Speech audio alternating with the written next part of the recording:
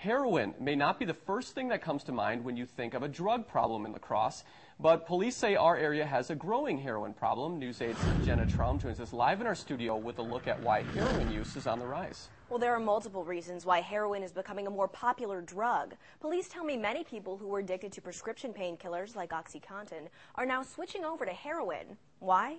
Because new restrictions on those opiate prescriptions mean heroin is cheaper and easier to get.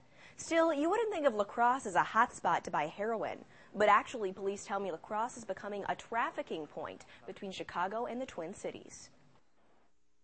People in the inner city of Chicago that are selling a tenth of heroin maybe for $10, and they can come to La Crosse and sell it to for $50 just because the supply and demand here is much less because there's not nearly the amount of drug dealers as there are in the inner big cities.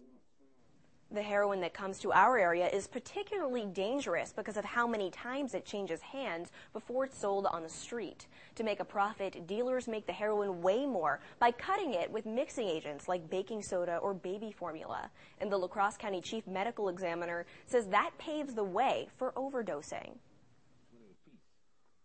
Mixing agent clogs up their veins, and it can either cause you to have a heart attack, it can cause you to have a stroke.